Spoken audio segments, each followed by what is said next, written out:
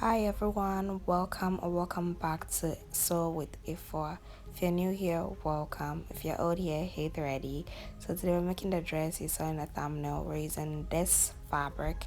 It's 3 yards of fabric. I don't know what it's called, but this is what it looks like. This is what it feels like. Yeah.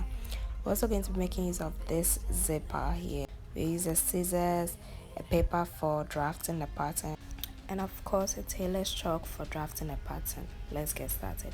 So I'm going to use this small paper I have here. On that, I'm going to draw my starting line on the paper. Now I don't think this chalk is bright enough, so I'm going to switch to a pen. Yeah, we draw a starting line. From here, I'll come down by 4 inches, which is the vertical distance from my starting line to my bust line. And then I'll join those points and go ahead and label my line bust line. Next, I'll come down by 7 inches for my waistline. And then of course I'll join the points and name it my waistline.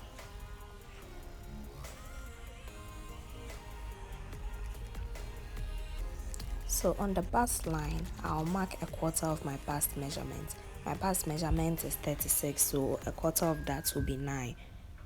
And then on my waistline, I'll mark a quarter of my waist measurement. My waist measurement is 28, so a quarter of that will be 7. I'll mark that. Then I'll go ahead and join those 2 points.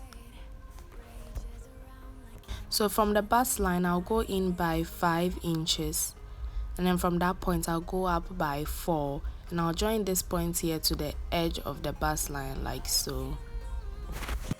Go ahead and use your French curve to join it if you have. Now from this point I'll go up by 3 and join it to the strap piece there. Then I'll add 1 inch sewing allowance all round. You can add your sewing allowance when you're cutting on fabric, but to make it easier I just add it to the pattern.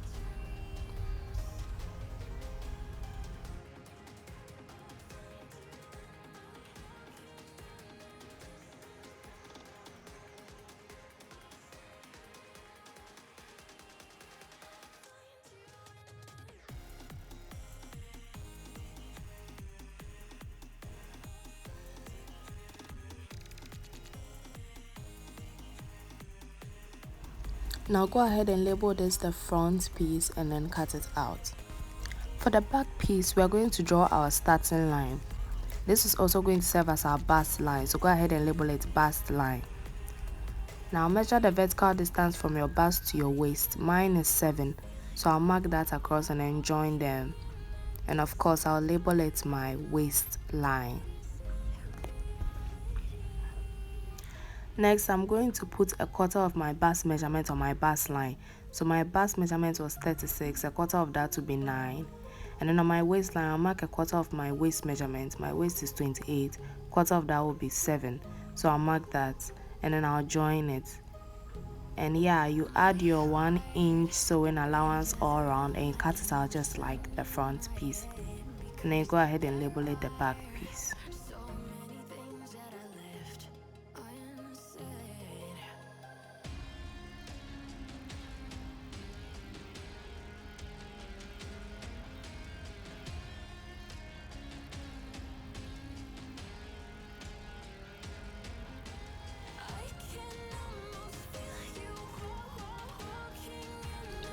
So here I have my fabric unfold and the pattern on it. I'm going to cut 2 of each of the pieces, the front and the back, and then I'll meet you after that.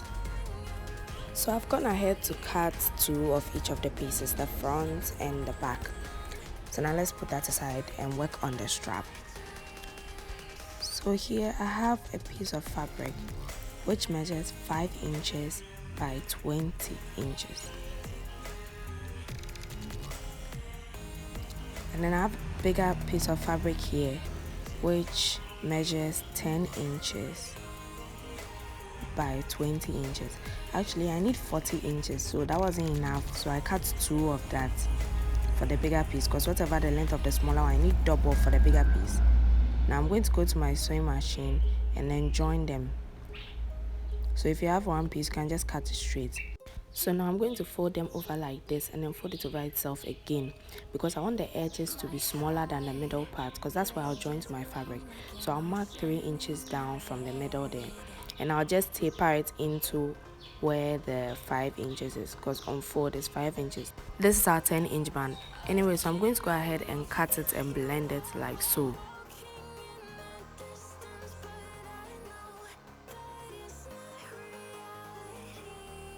So this is what I have after doing that. I'll fold it into 2 like this.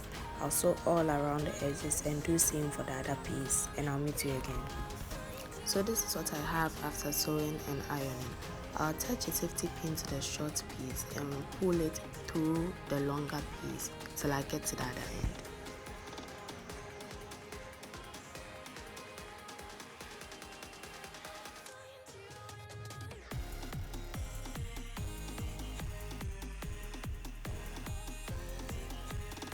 Remember, you can use a longer strip for the bigger piece if you want the ruffles to be extra big, but I think I like it this way.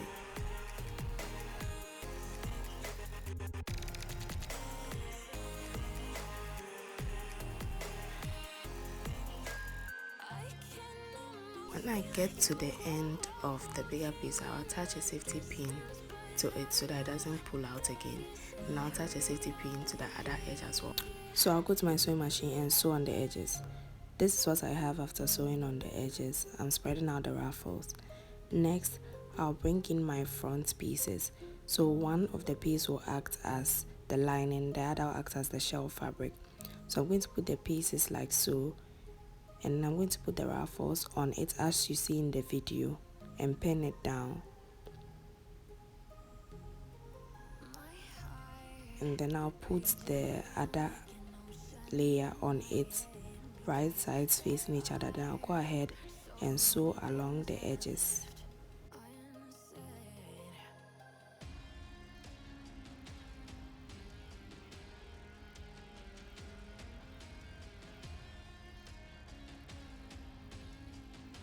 So for the back piece as well, I'll lay them right sides facing each other and sew along the edges.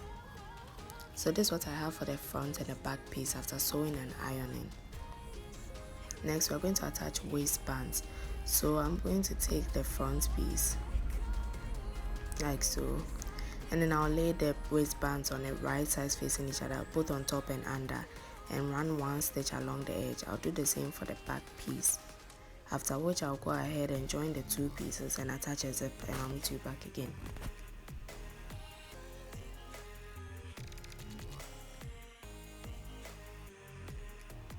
So this is what I have after attaching my zip. I'll turn it to the right side, and let's start working on the skirt piece. So this is the fabric I'm using for the skirt piece. It is 39 inches by 3 yards. So I'm going to go ahead and run a gathered stitch on one edge. You can use your sewing machine. I don't know why I use hand needle, but yeah, if you're using a hand needle for the gathers, this is how you do it. So yeah, this is what I have after gathering the whole edges. So I'll measure to make sure it is my exact waist measurement, and then I'll tie off the loose thread so that the gathers do not move.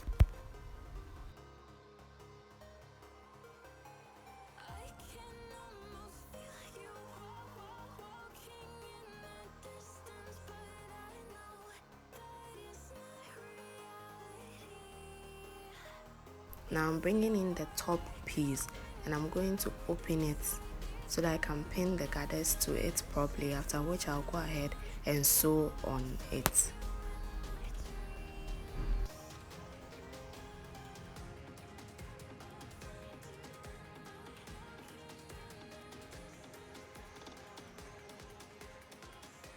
So this is what I have after joining the gathers to the top piece. Now I'm just going to join the side seam together, and then I'll hem the bottom of the dress, and we're done.